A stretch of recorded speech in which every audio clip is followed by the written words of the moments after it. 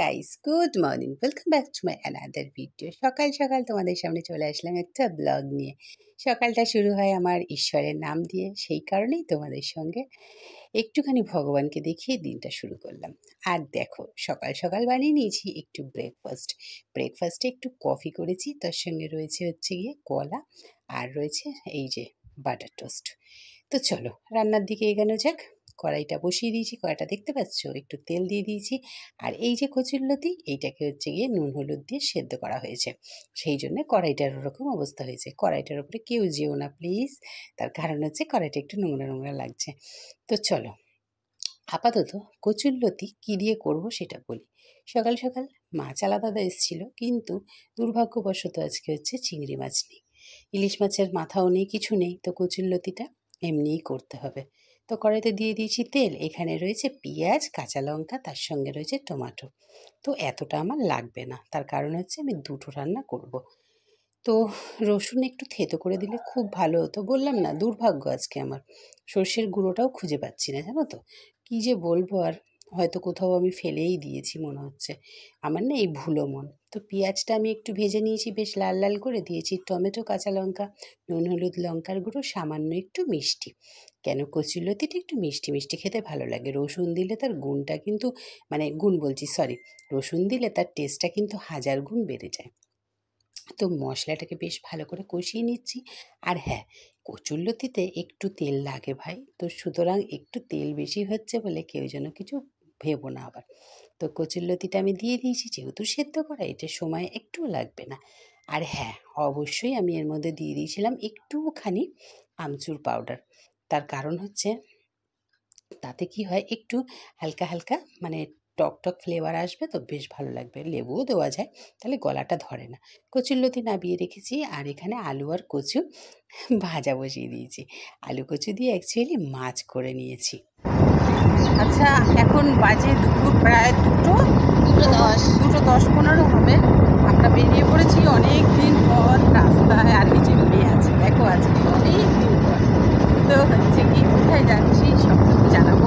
তো আপাতত বেরিয়ে পড়েছি, মাথার উপরে সূর্য কিন্তু একদম প্রচণ্ড রোদ দিচ্ছে। চলো আপাতত বেরানো যাক, তারপরে গিয়ে দেখাচ্ছি কোথায় যাচ্ছি। কাটিয়ে বলো।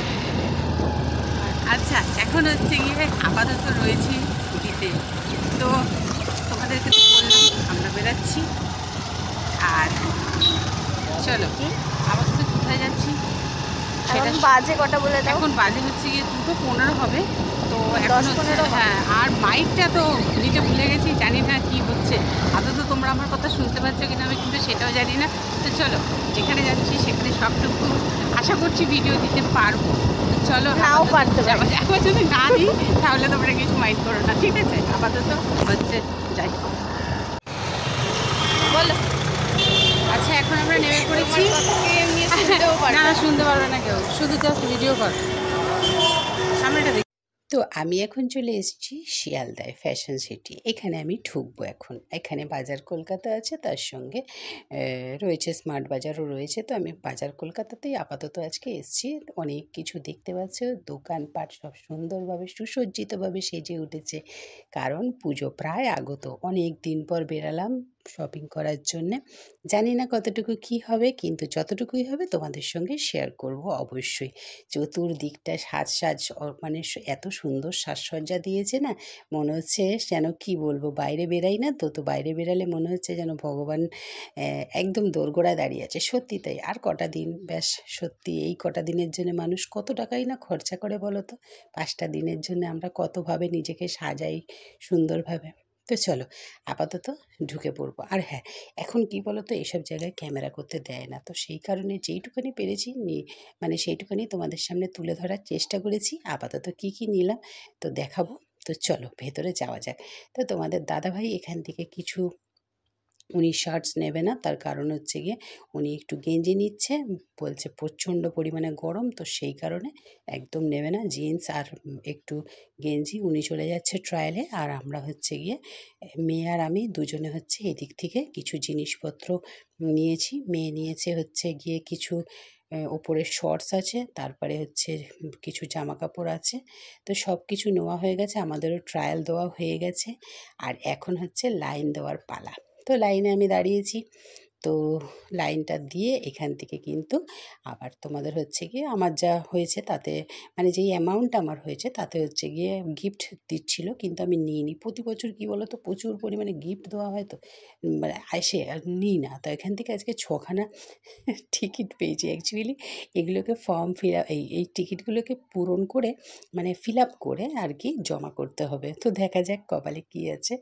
চলো, আপাতত টিকিটগুলোকে জমা করে দিয়ে দিয়েছি, আর এখানে আজকে কাজ মোটামুটি কমপ্লিট। আবার অন্য দিন বেরাবো, তার কারণ হচ্ছে তোমাদের দাদাভাইয়ের হাতে একটু সময় নেই, আর আমাকেও তো বুঝতে পারছো যে সব দিকে কাজ সামলাতে হয়। আর আজকে প্রচুর ভিড় এখানে, এত ভিড়, যেহেতু পুজো প্রায় আমাদের দোরগোড়ায়, সেক্ষেত্রে ভিড় হওয়াটা স্বাভাবিক, তাই না? তো সেই কারণে হচ্ছে গিয়ে প্রচণ্ড পরিমাণে ভিড়, গ্যাদারিং, প্রচণ্ড অসুবিধা হচ্ছে, মানে এসি চলছে কেউ বলবে না, এত গরম হচ্ছে।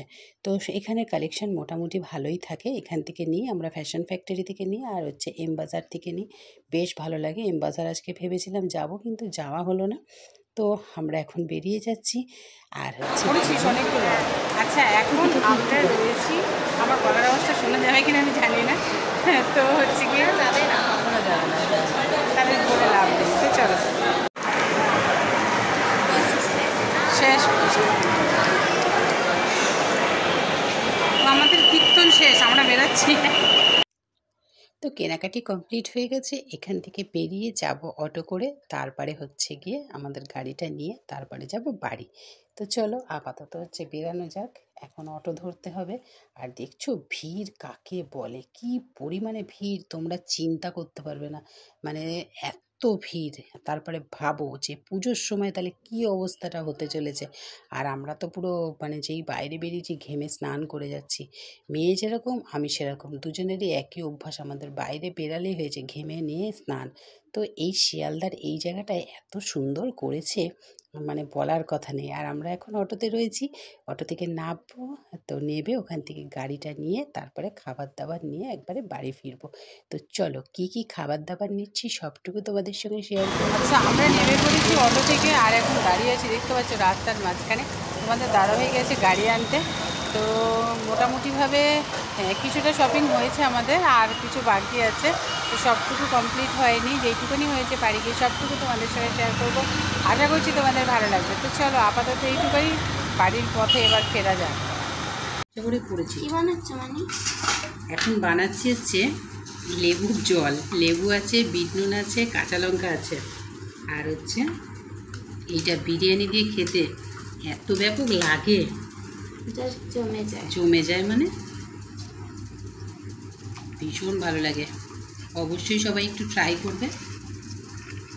সঙ্গে রয়েছে স্যালাড, ভাববে কাঁচিটা রয়েছে, কাঁচিটাও খাবে নাকি? শসা, পেঁয়াজ, লঙ্কা, লেবু। আচ্ছা, এই যে অ্যাকচুয়ালি লঙ্কাগুলো মেয়ে একটু কুচিয়ে দিয়েছে কাঁচি দিয়ে, তো এর মধ্যে দেখতে পারলে আমি 3টে লেবু দিয়েছি, 3টে মানে 1.5খানা, আর দেবো একটু জল, ব্যাস ব্যাস একদম রেডি। এইটা দিয়ে যখন বিরিয়ানি খাবে অবশ্যই একটা 1 চামচ করে নিয়ে খেয়ে দেখবে। যে বিরিয়ানি আমাদের এখানে রেডি। বিরিয়ানিটা কি জুসি আজকে, একটা স্টিল লাগবে তো। একটু ফ্রাইড রাইস ছিল, কালকে ফ্রাইড রাইস ছিল, একটু একটা খোলা হচ্ছে।